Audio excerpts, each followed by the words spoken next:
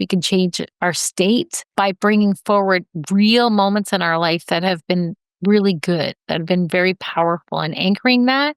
And then from that place of powerful anchoring, then we can go on to this journey.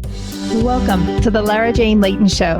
This podcast is for you, the person who keeps putting others first. Your self-talk has held you back. You no longer need to take a second seat. Let's explore ways to overcome self-doubt. You can silence that inner bully voice and achieve your full potential. Here's your host, Lara Jane. Welcome back to the show, friend. Today, I have a new best friend with me, and her name is Grace. And the information about Grace is in the show notes, so you can jump down there anytime to get it. But today, we are going to kind of discover you. Who are you? When was the last time you really sat down and thought, who am I? What do I really want? I go. I do all these things that I was raised that makes me a successful person. But who am I? How do we find the you-ness that you are? Or how do you do it? Because I'm not going to do it for you. I need to do my own. So Grace, help our friend here with us know how to get more in tune with her true self and not just this busy, amazing woman. And I use the word just because you're not just all the hats we wear. You're more than that. So help us, Grace. Help us know who we are. Oh, thank you so much. I love talking about this topic because it's so common. We get lost. We get lost in this idea, this identity of what we've done so many years, especially women, being the caregivers, generally speaking, right? We are made to be these caregivers and caring for other people, that through the different seasons, the ebbs and flows of marriage and children and working and career, or whatever it is that you do or you get lost in, that we end up losing ourselves in that process. And, it's interesting, Laura, that we're called human beings, right? We're not called human doers, but yet we're so transactionally minded. We're so doing minded. If I only do more, if I only do this, if I only go here, if I only got that. And it's all focused on this activity, this action of doing. And so over a lifetime, we've done a lot of things, right? Right now, we live in such a cynical time of change. Like, things are changing so rapidly. When you say faster and faster, people are saying, it seems like things are moving so much faster than ever before. And the truth is, it is. We can do so much more, so much faster in such a shorter period of time. And again, it really is based around the doing instead of the being. So it's so common that, you hear a lot of times where people are separating and getting divorces at a certain time of life because they've been so busy taking care of other people that they really have lost their identity. They have lost what they've enjoyed. And so when they're, at an empty house with a spouse they haven't spent any time being with, right? Not only being with themselves, but being with one another, that they're like, nah, I don't A know. stranger in my house. There's a stranger in my house. What am I supposed to do with this? And so there's this understanding that, we are made as human beings to beingness, the beingness of us. And I believe that we live from 3 different planes of existence, Laura. We live up the plane of existence of an intellectual mind. We were all born with an intellectual mind. All have physical bodies that we live in for this time that we're on earth, and they only last a certain period of time. And then we're these spiritual beings. We're all made, I believe that we were all made in the image of God, and God is spirit. There's a source, whatever you want to call it, universal power, God, source, whatever you want to call it. I call it God. That's my identity. But you can call it source, and God is a spirit, and spirit is always looking for greater expression and greater expansion. And because we have these spiritual beings, we have this expression in us that is always looking to be expressed. But it can get nullified. We lose that beingness. We lose touch with our spiritual beings because we're so busy with the intellectual mind, right? And looking after this physical body that we don't even really think about the spiritual beingness of us. And I want to talk about the mind for a minute, Laura, if it's okay, because it's really where our action of the doing comes from, Mhm. right? Yes. We Let's have our do it. conscious mind, and our conscious mind is the doing part, right? How Right. do I do that? Where do I need to go to get that done? And that conscious mind that we have is our awareness. It's our conscious thoughts. And then we have our subconscious mind that is our emotional. It's our self-esteem. It's our beliefs. Our subconscious mind has no filter. It only collects. It collects past experiences, past behaviors. And it's really interesting, Laura, because did you know, and I'm sure you do, but I found this really fascinating that we actually use our conscious mind very, very small percentage of the day. It's really our subconscious mind that is driving our behaviors. It's driving our attitude. It's really, do you ever get in your car, Laura, like driving for 30 minutes on the way to work? And you get into your car and you arrive to your arrival point and you're like, how did I get here? I remember getting into my car barely, but I really don't remember the drive getting here. But I just arrived. Does that ever happen to you? Yes. And mostly it's before I get to the destination. It's like, oh shit. What exit am I at? Did I pass it? Right. And how does that happen? Just autopilot. Just that underneath non-conscious part taken over. That's right. That unconscious part drives the majority of our time. We really use our conscious mind in very small increments of the day. How does that work? How it works is it's that repeated patterning, doing the same thing over and over again that we don't even have to think about it. We just do it, right? We have so many patterns in our life that we have developed that we don't even think about it. We just do it. And a lot is with our identity. We begin to think about ourselves in a certain way because people have told us, they've over and over again have said, you know, oh, you're so stupid, or who do you think you are? Or, you know, are you sure about that? Do you really want to do that? Have you really thought about that? And this dialogue gets embedded into us over years, where we become our own self-fulfilling prophecy, right? And Yes. it's We, our we own, do. We do right? create what We our life create. becomes. And that's where, because we're spiritual beings, we're co-creators with God, the one that created everything. We were made in that. I believe that we're in this and made in this image, this spiritual image, this spiritualness that's always looking for greater expression and greater expansion. But our mind and our body and our spirits are all aligned with that greater purpose, that greater source. And whatever we think on, we're creating. The moment we think, our thoughts are like seeds. And as we think on something over and over again, it begins to take form. Like you think about an apple seed, you think about an apple tree. You're in full bloom and the fruits are growing on that tree. It started with a tiny seed. That tiny seed had all the leaves, all the roots, all the stems, all the flowers. It had everything in that little tiny seed that it needed to produce and bloom into this magnificent tree. Didn't have to think about it. It just got put into the ground, given the right environment, takes root, it begins to grow. It's the same thing with our minds. We take a thought and we don't really think too much about it. We take another thought, same thing over and over again, or it gets put into us over and over again. It starts to take root. It starts to take seed.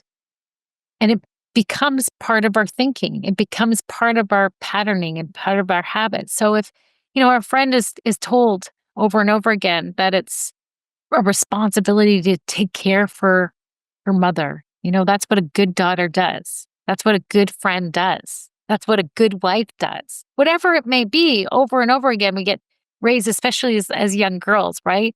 To be polite. Young girls are polite. Girls don't talk like that.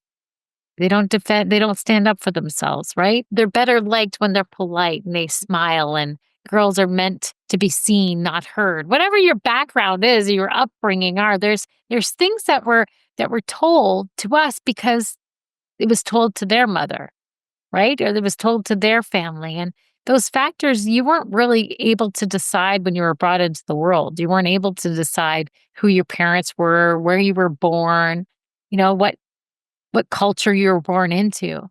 And whatever those patterns are, whatever those that heritage lines are they're going to be given to you, and they're going to embed beliefs into you, and you're going to think a certain way, you're going to behave a certain way when they don't necessarily serve you. They just become natural, right? You you can't really explain a lot of things of why you're the way that you are. They just are because they were put into you from a very small child. And there's lots of good things, but we tend to hold on to the negative things when somebody has like broken a pattern where you've been shocked, right? Or you've been taken by surprise, or you've been hurt or pain. That negative energy, that negative resonance tends to take form greater in us. And so over time, if we feed those thoughts of insignificance, of, this is the way it is, this is the way it'll always be, but we don't even realize that we just accept life as it goes along. So, how do we change that? You talked about all these things that are going to make us use the word good, but we have this map that's handed to us. And if it's you do all these things and you check all these boxes, you will be a good, amazing, perfect, successful woman. And you work your butt off to check all those boxes and you get the boxes checked and you go, who am I? Am I these boxes? Is this really all that life has? Because checking those boxes disconnects you from your you-ness. And how do we turn back and find ourselves?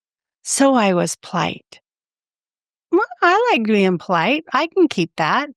There's things on that checkbox that can be you, but we can consistently have this measuring stick that somebody else created that says, when you measure this, you're going to be the perfect you. And we need to embrace the power of creating our own yardstick or our own measuring stick and saying, this is when I feel me. And when you get there, you can create another one because we're not going to just get to a certain spot and stop. But there's only so much you can bite off at a time, and you want to keep going and going and growing. And so as you're talking through this, I'm like, yeah, I remember being that robot, that person who really didn't think anything other than these are the things that I was told that are my role, and I'll do them. And then I got to a point where I was not satisfied with that person. Yeah, everybody else thought I was wonderful, but I didn't. And so when do we find time to like ourselves, to become our own best friend? That person, it doesn't matter if you told me I was ugly or I was stupid. I'm the person I want to be, and it doesn't matter what you think. And that's when we have that amazing confidence, and you can walk in the room and go, I got this. We have such a hard time being selfish, right? We think that by thinking about ourselves and asking these questions, or even questioning our beliefs, that we're hindering or disrespecting our family, our inheritance, our background, right? But the truth of it is that we need to challenge our beliefs. We need to challenge why we believe what we're believing, and are our beliefs serving us? And I'm not expressing a worldview at all. I'm just saying that there's thoughts about us that that we really are not who we are. There's a practice that I do with clients or with anybody that I spoke to that are in this like stuck period of like, who am I? I don't know who I am. I don't even know what I enjoy. We all have experiences in our past of things that we really moments in our life that we really, really enjoyed. And they're a part of us. They're who we are. They are what we love. So I say, think of a time. So think of a time, friend. Think of a time, Laura, in your life when you worked at something or, you took interest at something in your life. You were something you felt so proud. When was there a time in your life? And it could be from the earliest time that you could remember to up until now. It doesn't really matter what time frame of it is, but was there a time that you just felt so loved? What was a time that you just felt so loved? Can you remember a time when you just felt so loved? And I just invite you to think about that. When was a time when you just felt so loved? And so talking about your bringing your mind and your body and your spirit into that moment, bring forward a past experience that was really good. You just felt so loved. You were surrounded by who were they? What was the sound? What was the feeling? Bring that all back into your memory. And so I have people bringing that forward into their memory because really it's not make believe. It's something that is real to them. And as soon as they bring back that memory, and when they felt so loved or something they felt so celebrated or they felt so confident, they felt so good. I pull these things back from their past and help them to remember them through their body, that feeling tone, right? We need to bring that feeling tone of pleasure, of confidence, of courage back forward to reminding what that feels like so they can remember and get them to anchor those thoughts and those beliefs. And when we're able to do that, it reminds us who we are. Because we can go down a rabbit hole that doesn't really get us very far if we try to just do this self discovery of who I am. But it's so much more powerful when you remember a time and experience that you've had that's real. When you do bring it back to you, that your body remembers. Remember, I said we're all spiritual beings and spirit never forgets. It's always, this energy never can be destroyed. It can never be misplaced. It can be quietened, but it can be remembered. It can be brought. So you want to bring forward that memory. So to our friend, just remembering that moment. Where were you when you felt so confident? You felt so secure. Can you remember that time? And we're visual people. We tend to see in pictures. So when you picture yourself and you see yourself through your eyes. You can see yourself in that moment. What's the expression on your face? Like what's the coloring on your cheeks? Are they red? Like is a big smile? Are you showing your teeth? Like remember that moment and anchor that moment. And then we go into a place of feeling that, remembering that, and start writing down why you felt so good. What was good about that moment? What did it take for you to get there? Like what was happening? And people's state changes. So we can change our states. We can change our thoughts. We can change our beliefs. We can change our behaviors. We can change our state by bringing forward real moments in our life that have been really good, that have been very powerful, and anchoring that. And then from that place of powerful anchoring, then we can go on to this journey of, oh yeah, of these I am statements of discovering who you are. And like I said, God's gift to us is potential, and our gift back is fulfilling that.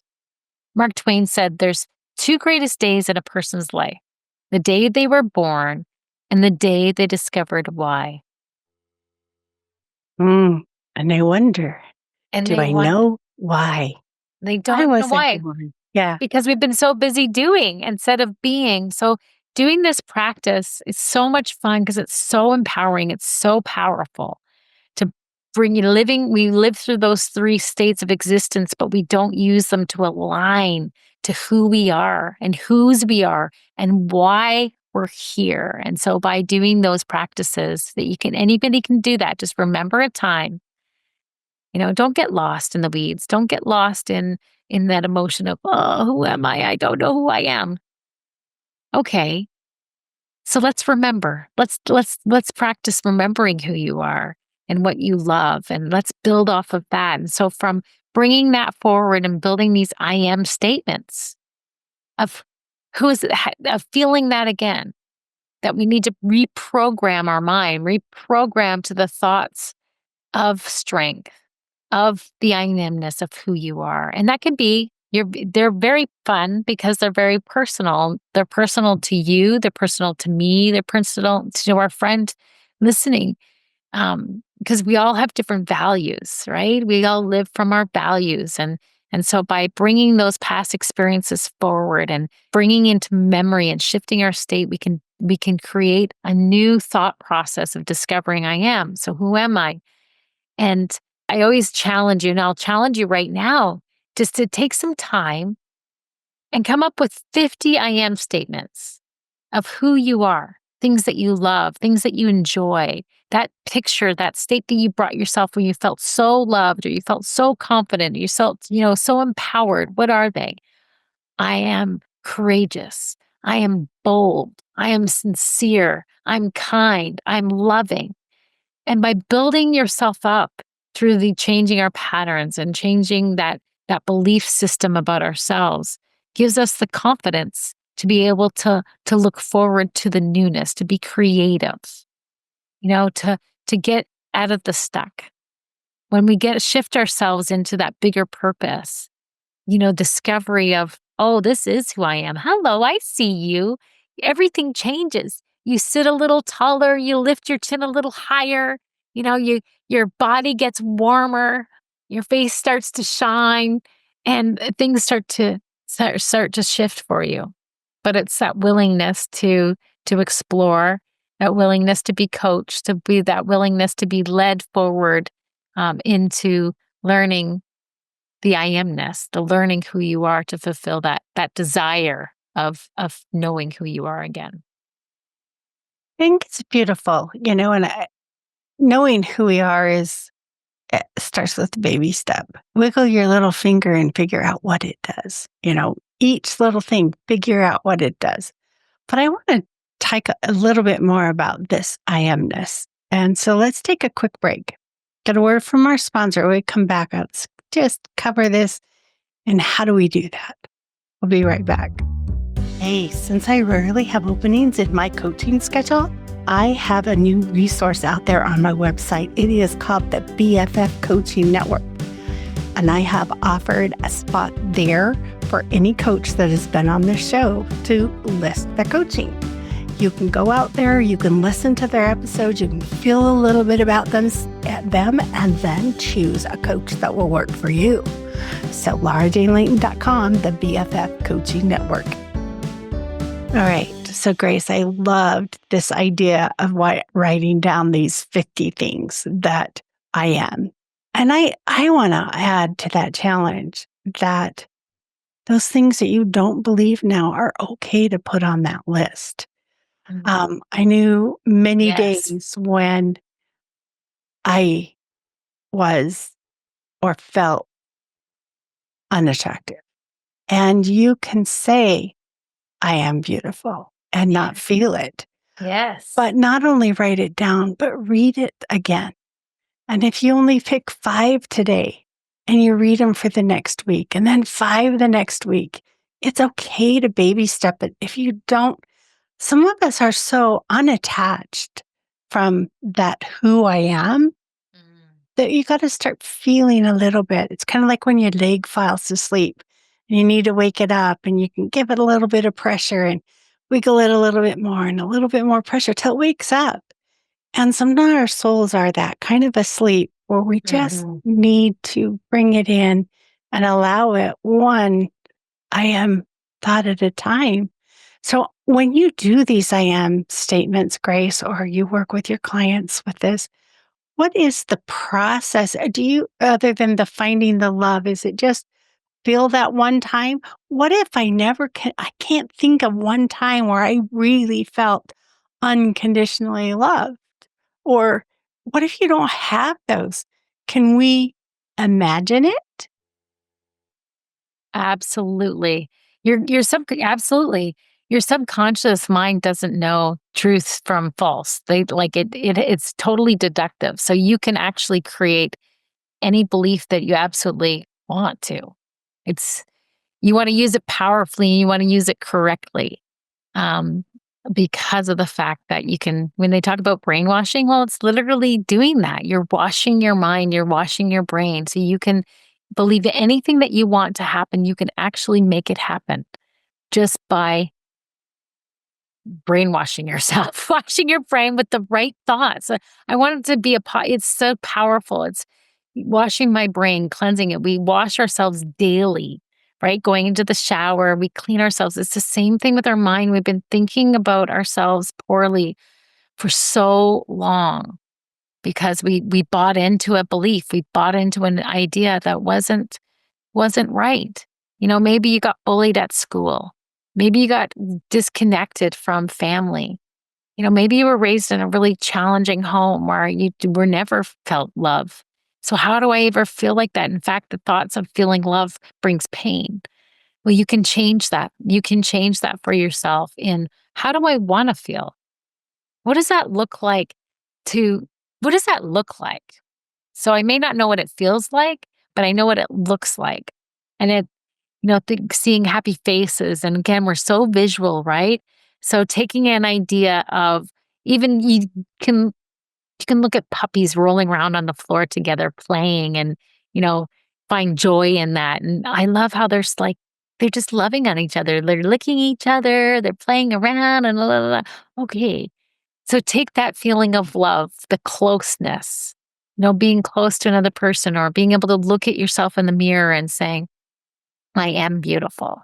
Take a look at yourself in the mirror and really look at your eyes. Don't look at the big form. Let's start with the eyes and see what's good about your eye color. Look at the distinct colors of your pupils and your eyes and just take some time appreciating the fine details of who you are. And as you start to imagine, you start to, just take at the little macro moments of your life and find something good in it and building it from there. It's not about our emotions. Our emotions don't drive our behavior. Our emotions don't drive us. Our beliefs do. So, what do you want to believe about yourself? Do you want to believe yourself that you have potential? Do you want to believe that you have purpose? Do you want to believe that you are lovable? Of course you do. Everybody does. So what does that look like? So start from a look. Start it from an idea. And then you start to believe it. And it's like training. It's like when somebody wants to lose weight, I say, when you say you want to lose something, when you lose it, what do you have to do? You have to go Find find it. it, right? So even that can be just desolate. Right? So let's again step into the place of being instead of doing. So we start with the idea of what is it that you really want? When you want to say, I'm going to go to the gym or I'm going to go and work out for an hour every single day. Okay. Well, let's just take one step. What is the one step? What the one thing that you can do today to make a difference? And so if you look, what's one step that you could do today in just changing your mind? I know that one of the things I did was not go on a diet, not try to lose weight, but to be more mobile. My goal was to be able to move more. And that way I wasn't losing anything, I was gaining something. And it's like, what is the purpose? Like, Yes. what is the purpose behind the weight loss? Yes. Is it I want to feel sexy? Is it I want to feel socially acceptable? Is it I want to be healthy? What is it? Put the name to it and then call it that. And that's exactly it. That's the first step. Why is it that you want to find your I amness? Why is it that you want to find your identity, right? What does it matter? Why is it important? So asking yourself these powerful questions is the first step. Because yes, we start to lose things. We end up jumping into this judgment. And this judgment about ourselves is how we lose our identity. We lose who we are. We lose that desire. And so it's going into this place of growth and discovery of, oh, I want to discover who I am. I know who I am. I know that so I'm going to take steps in discovering who that is. And so it's taking that first step of desire, of wanting to know who you are. I want to get to know myself. Who am I? And, just inviting yourself. So taking those steps, developing these I am statements, it takes time. It takes time to reprogram, just like everything takes time to get healthy physically, to get healthy emotionally, right? To get healthy spiritually. You know, it takes time to do that. So by taking these baby steps, and so by learning these I am statements, the best way is to write them down, do a 50 stack. I call it the 50 stack of I am. Think of 50 things that you would like to discover about yourself, or things that you would like to see or believe about yourself. So you may not believe them, you may have not have felt them, but you can desire them, you can want them, and they will create, because as a man thinketh in his heart, so is he. So start feeding that mind, start feeding your soul, start feeding your being with the things that you want, and creating these I am statements. So if you're feeling lazy, saying, I'm active, right? I'm Or I'm activated. recuperating. I'm You know, inspired. Yeah. like my mom says, I'm lazy today. And I go, no, mom, you're resting, you're recuperating, you're not lazy. It's like Right. find the word that supports the positive side and do the same. You do not, sometimes there's nothing in you to have to change, but you have to accept who you are the way you are. And that's the piece that you get to work on is, Begin to change your life, change your mind, change your life, right? I'm disorganized. I was disorganized up until a certain time of my life. I was disorganized. It was what I thought was my natural behavior was to be disorganized. But I had a desire to be organized. I wanted to be organized because I saw people that were able to get a lot of things done in the day. They were organized. And so I, I desired to be organized. I'm still working on it. I'm organized. I'm more organized now than I ever was before. That's how I shift myself in that learning, that growth, right? Am I where I want to be in my organization? Not yet, but every single day I'm taking new steps in order to create and gain order in my life. And so it's just I desire to be an organized person. So, how can I be organized today? What's the first thing that I can do? Because I'm organized, because I am an organized person.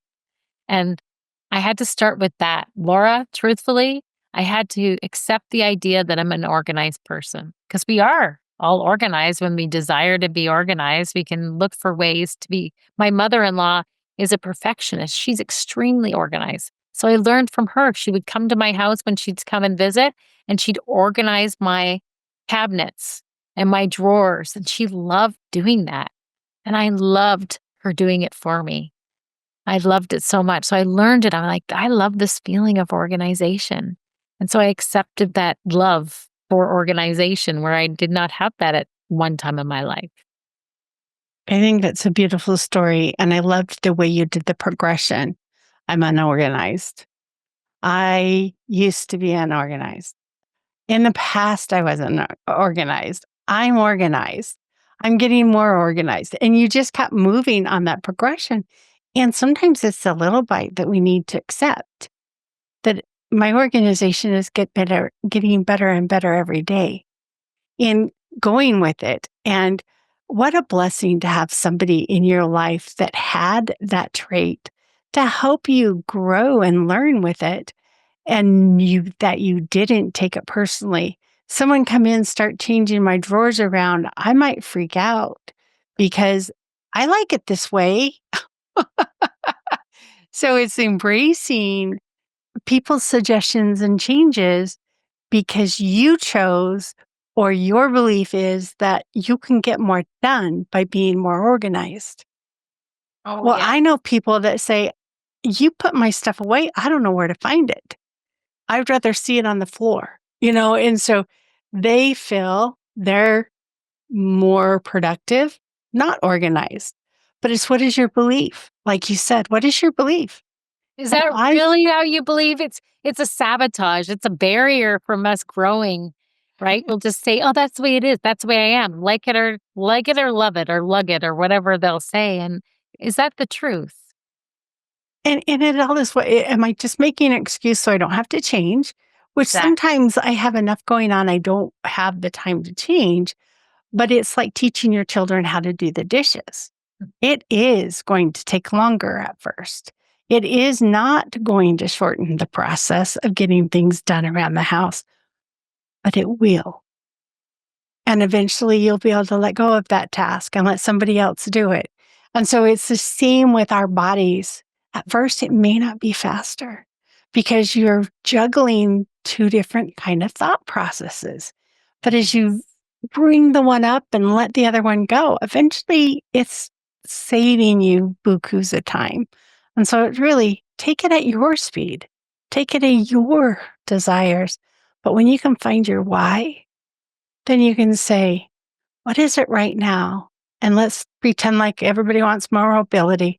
What is it right now that I can do to add to my mobility? And whether it's, you're facing going to the grocery store or going anywhere or sitting around watching TV or eating dinner, what is it that will add to my mobility? Because my desire is the mobility. These other things are the path. And we can find a path, but until you know your why, it's easy to fall off.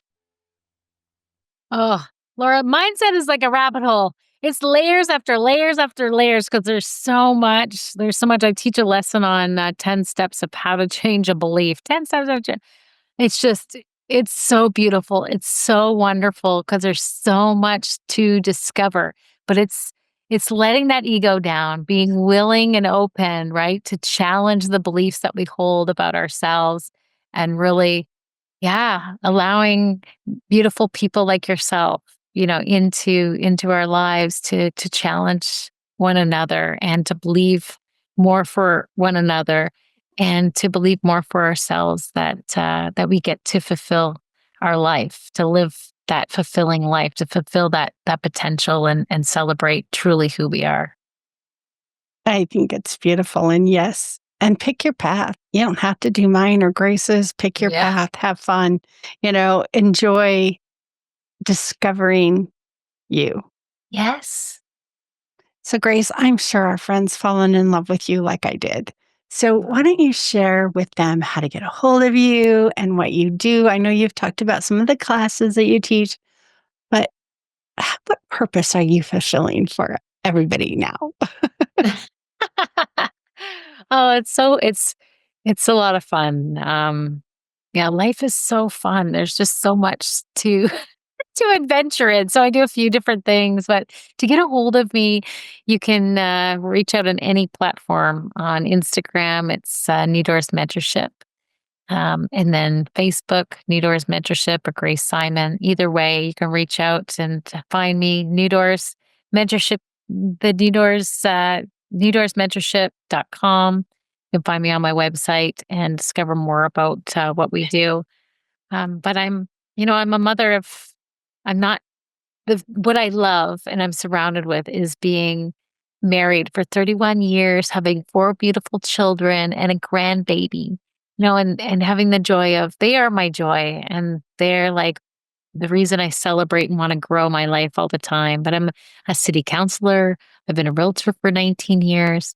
And my true pleasure and joy is this speaking to people like you and just talking about how we can get a control of our life, come fully alive, and discover truly why we were put on this earth, and to really jump into everything that is out there for us to experience and take a hold of. So, thank you for Oh, this beautiful. opportunity.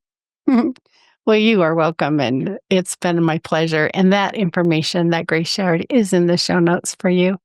So, friend, thank you for joining. Grace and I are not medical or mental licensed professionals. We're just here to help any way we can to smooth the path of your journey to wherever you're going and to help you find you. Thank you for joining and stay tuned for the next episode. Are you tired of waking up exhausted? You are not alone. If you're looking to take your life back, let's start with the simple step of adjusting your self-talk. Stay tuned for the next episode with your host, Lara Jane. Remember to follow the show so you don't miss the next simple step that you can use to feel more confident. And please leave an honest review.